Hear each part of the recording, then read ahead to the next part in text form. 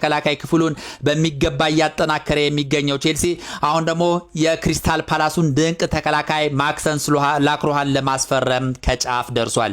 ቼልሲ ከልጁ ጋር በግል ጥቅም ዙሪያ ላይ ከስምምነት መድረሳቸው እየተዘገበ ይገኛል። ይህንን ጉዳይ በቀዳሚነት እንመለከታለን። የፖርቹጋሉ ታዋቂ ክለብ ስፖርቲንግ ሊዝበን ፔድሮ ኔቶን ለማስፈረም ፍላጎት እንዳለውና እንቅስቃሴ መጀመሩ እየተዘገበ ይገኛል። ስለ ፔድሮ ኔቶም የተዘገበውን አዲስ መረጃ የማጋራችሁ ይሆናል። በ55 ሚሊዮን ፓውንድ ለቼልሲ ለመፈረም የተስማማው ማርኮ ባሌስትራ ለንደን ይገኛል። የሕክምና ምርመራ ካደረገ በኋላ ለቼልሲ በይፋ ይፈርማል ተብሎ ይጠበቃል። ስለ ማርኮ ባሌስትራን በተመለከተ የማጋራችሁ መረጃ ይኖራል። የጣሊያኑ ክለብ ኮሞ ቻሎባህን ለማስፈረም ለቼልሲ ይፋዊ ጥያቄ አቅርቧል። በቀድሞ የቼልሲ ተጫዋች ፋብሪጋስ እየሰለጠነ የሚገኘው የጣሊያኑ ክለብ ኮሞ ቻሎባህን ለማስፈረም ከፍተኛ እንቅስቃሴ እያደረገ እንደሆነ ነው እየተዘገበ የሚገኘው። ስለዚህ መረጃ የማጋራችሁ ነገር ይኖራል።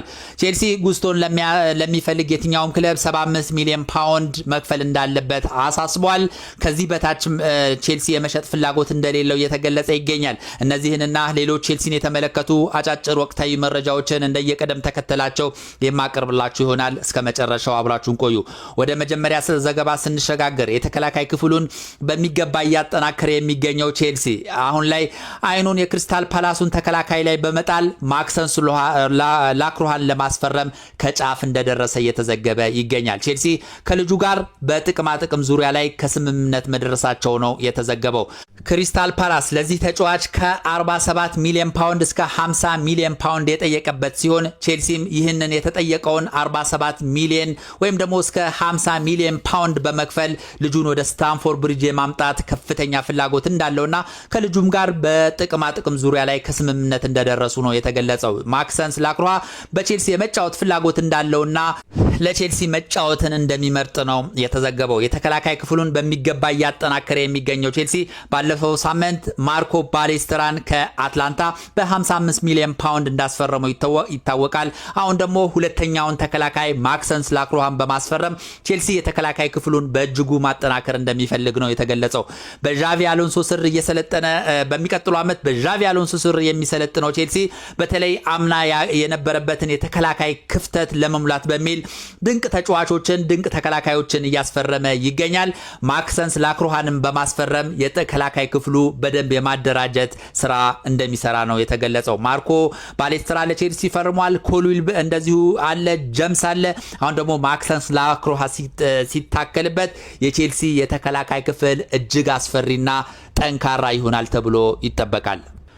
ወደ ሌላኛ ዘገባ ስንሸጋገር ፔድሮ ኔቶን የተመለከተ ዘገባ እናገኛለን። በክረምቱ የዝውውር መስኮት ከቼልሲ ይወጣሉ ተብሎ ከሚጠበቁ ተጫዋቾች መካከል አንዱ የሆነው ፔድሮ ኔቶ አሁን ደግሞ የፖርቹጋሉ ክለብ ስፖርቲንግ ሊዝበን የፔድሮ ኔቶ ፈላጊ ሆኖ ብቅ ብሏል።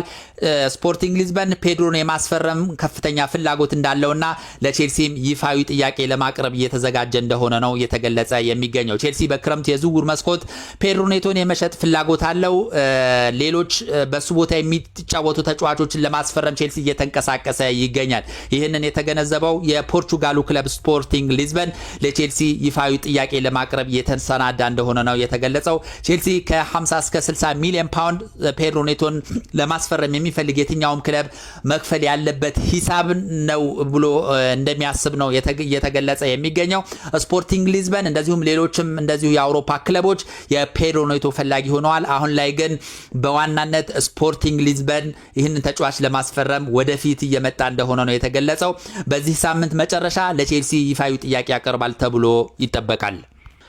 ወደ ሌላኛው ዘገባ ስንሸጋገር የቻሎባህን ጉዳይ እናገኛለን። የጣሊያኑ ክለብ ኮሞ ለቻሎባህ ይፋዊ ጥያቄ ለቼልሲ እንዳቀረበ ነው የተገለጸው። በፋብሪጋስ አሰልጣኝነት እየሰለጠነ የሚገኘው የጣሊያኑ ክለብ ኮሞ ቻሎባህን ለማስፈረም ከፍተኛ ፍላጎት እንዳለውና ለቼልሲም ይፋዊ ጥያቄ እንዳቀረበ ተዘግቧል። ቼልሲ ቻሎባህን ለሚያስፈርም የትኛውም ክለብ 40 ሚሊዮን ፓውንድ ያህል የጠየቀበት ሲሆን ኮሞም ይህንን ያህል መጠን በመክፈል ወደ ክለቡ የማምጣት ፍላጎት እንዳለው ተገልጿል። በቀድሞ የቼልሲ ሌጀንድ ፋብሪጋስ እየሰለጠነ የሚገኘው ኮሞ በጣሊያን ላይ አስደናቂ እንቅስቃሴን ከሚያደርጉ ክለቦች መካከል አንዱ ሆናል። በአውሮፓም እንደዚህ ውድድሮች ላይ እንደሚሳተፍ ተረጋግጧል። ስለዚህ እነዚህና ሌሎች ትልልቅ ውድድሮች ያሉበት በመሆኑ ሁነኛ ተከላካይ የማስፈረም ፍላጎት ያለው ፋብሪጋስ ቻሎባህን ወደ ክለቡን ለማምጣት ከፍተኛ እንቅስቃሴ እያደረገ ይገኛል። ለቼልሲም ይፋዊ ጥያቄ እንዳቀረበ ነው የተገለጸው። ቼልሲም የኮሞን ጥያቄ ተቀብሎ ልጁን ወደ ለኮሞ ይሸጣል ተብሎ ይጠበቃል። ወደ ሌላኛው ዘገባ ስንሸጋገር ቼልሲ ከአትላንታ ያስፈርመው ማክሮ ባሌስትራ ለንደን ላይ ይገኛል። የጤናው ምርመራ ካደረገ በኋላ በይፋ ለቼልሲ ይፈርማል ተብሎ ይጠበቃል። ቼልሲ ከጣሊያኑ ክለብ አትላንታ 55 ሚሊዮን ፓውንድ በመክፈል ነው ያስፈረመው። ስለዚህ ይህ ተጫዋች እንግዲህ ያለበትን አጠቃላይ ዶክመንቶችን ጨርሷል። አሁን የሚቀረው የሕክምና ምርመራ ብቻ ነው። ልክ ይሄንን እንዳጠናቀቀ ለቼልሲ በይፋ በመፈረም በዣቪ አሎንሶ ስር ለቼልሲ የፈረመ የመጀመሪያው ተጫዋች ይሆናል ተብሎ ይጠበቃል። ባለፈው ዓመት በጣሊያን ሴሪአ የጣሊያን ሴሪአ የተከላካዮች የአመቱ ምርጥ ተጫዋች ተብሎ የተመረጠው ማርኮ ባሌስትራ ወደ ኢንተር ሚላን ያመራል ሲባል ቼልሲ ድንገት ጣልቃ ገብቶ እንዳስፈረመው ይታወቃል። የጤና ምርመራውን ካጠናቀቀ በኋላ የቼልሲ ተጫዋች መሆኑ በይፋ ይረጋገጣል ተብሎ ይጠበቃል። ወደ ሌላኛው ዘገባ ስንሸጋገር የጉስቶን ጉዳይ እናገኛለን። በክረምቱ የዝውውር መስኮት ቼልሲን ይለቃሉ ተብሎ ከሚጠበቁ ተጫዋቾች መካከል አንዱ ማሉ ጉስቶ ነው። ነገር ግን ቼልሲ ከፍተኛ ገንዘብ በዚህ ተጫዋች ጠርቶበታል። 75 ሚሊዮን ፓውንድ በቼልሲ ጉስቶ ላይ የለጠፈው ከፍተኛ ዋጋ ነው። በተለይ ቼልሲ ማክሮ ባሌስትራን ማስፈረሙን ተከትሎ ለጉስቶ የሚሰጠው ቦታ ዝቅተኛ ይሆናል። በሚቀጥለው ዓመትም የመሰለፍ ዕድሉ ዝቅተኛ በመሆኑ ቼልሲን ይለቃሉ ተብሎ ከሚጠበቁ ተጫዋቾች መካከል አንዱ ጉስቶ ነው። ነገር ግን ቼልሲ 75 ሚሊዮን ፓውንድ ያህል ጠይቆበታል። ይህን ያህል መጠን ያለው ከፍተኛ ገንዘብ አውጥቶ ማን ያስፈርመዋል የሚለው ጉዳይ አጠራጣሪ ነው። ምክንያቱም ማንቸስተር ሲቲ ነው እስካሁን ድረስ ባለው ሁኔታ የማሉ ጉስቶ ፈላጊ ነው ተብሎ የሚታወቀው። ነገር ግን የትኛውም ክለብ እንግዲህ ጉስቶን ለማስፈረም ፍላጎት አላሳየም። ቼልሲም ይህን ያህል መጠን ያለው ከፍተኛ ገንዘብ ጠይቆበታል።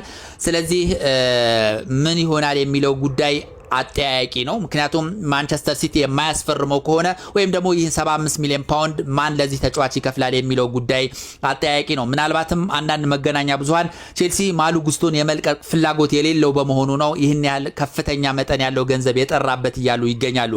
ማንቸስተር ሲቲ ገንዘብ የመክፈል ችግር የለበትም። ምናልባትም ኢንዞ ማሬስካ የልጁ ፈላጊ ሆነው የሚቀርቡ ከሆነ ከ60 እስከ 70 ሚሊዮን ፓውንድ ለቼልሲ ይፋዊ ጥያቄ ያቀርባል ተብሎ ይጠበቃል። አለዚያ ግን ቼልሲ 75 ሚሊዮን ፓውንድ ጠይቆበታል።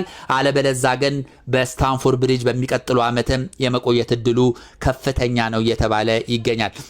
በአጠቃላይ ቼልሲ ቤት በተመለከተ የተሰሙ ዋና ዋና መረጃዎች እነዚህ ናቸው። ስለነበረን ቆይታ እጅግ አድርጌ አመሰግናለሁ። መልካም ጊዜ